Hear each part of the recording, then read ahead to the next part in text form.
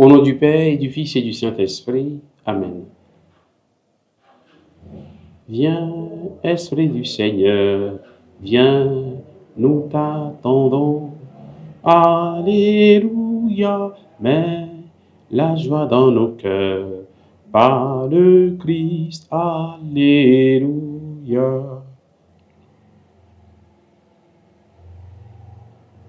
Évangile de Jésus-Christ selon saint Luc. En ce temps-là, Jésus disait à ses disciples, « Vous le savez bien, si le maître de maison avait su à quelle heure le voleur viendrait, il n'aurait pas laissé percer le mur de sa maison. Vous aussi, tenez-vous prêts, c'est à l'heure où vous n'y penserez pas que le Fils de l'homme viendra. » Pierre dit alors, « Seigneur, est-ce pour nous que tu dis cette parabole, ou bien pour tous ?» Le Seigneur répondit, « Que dire de l'intendant fidèle et sensé, à qui le maître confiera la charge de son personnel pour distribuer en temps voulu la ration de nourriture? Heureux ce serviteur que son maître, en arrivant, trouvera en train d'agir ainsi. Vraiment, je vous le déclare, il l'établira sur tous ses biens. Mais si le serviteur se dit en lui-même, mon maître tarde à venir, et s'il se met à frapper les serviteurs et les servantes, à manger, à boire et à s'enivrer, alors quand le maître viendra, le jour où son serviteur ne s'y attend pas et à l'heure qu'il ne connaît pas, il l'écartera et lui fera partager le sort des infidèles. Le serviteur qui, connaissant la volonté de son maître, n'a rien préparé et n'a pas accompli cette volonté, recevra un grand nombre de coups. Mais celui qui ne la connaissait pas et qui a mérité des coups pour sa conduite n'en recevra qu'un petit nombre. À qui l'on a beaucoup donné, on demandera beaucoup. À qui l'on a beaucoup confié, on réclamera davantage. Bien-aimés de Dieu, frères et sœurs en Christ, nous sommes aujourd'hui le mercredi 22 octobre et nous faisons mémoire de Saint Jean-Paul II, cette grande figure de notre temps. Ce pasteur des jeunes, ce pasteur de toute l'Église de notre temps. Aujourd'hui, l'Évangile s'inscrit dans la continuité de celui d'hier. Jésus parle de sa venue comme un maître qui vient et pour qui les serviteurs peuvent se dire « Mon maître tarde à venir ».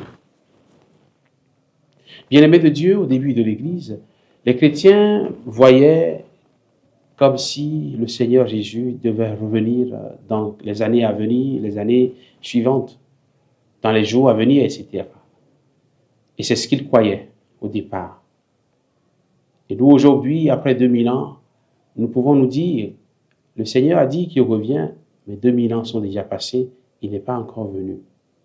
Va-t-il encore venir? Si nous avons la foi, nous pouvons continuer de croire, oui, le Seigneur sera là. Mais si nous n'avons pas la foi, nous pouvons même dire, nous pouvons tourner en dérision cette parole du Seigneur en disant que ce sont des paroles volatiles, sans aucun sens. Pourtant, la parole de Dieu est vraie. Même si le maître tarde à venir, c'est certainement à cause de la conversion de nos cœurs qu'il attend. C'est certainement parce qu'il veut nous donner du temps pour que nous puissions nous reprendre, pour que nous puissions nous relever sur le chemin, pour que nous puissions rester en éveil, pour que nous puissions être prêts à l'attendre, à l'accueillir quand il sera là. Nous devons également savoir que le temps de Dieu n'est pas le nôtre. 1000 ans pour Dieu, c'est comme un jour, et un jour, c'est comme 1000 ans pour Dieu.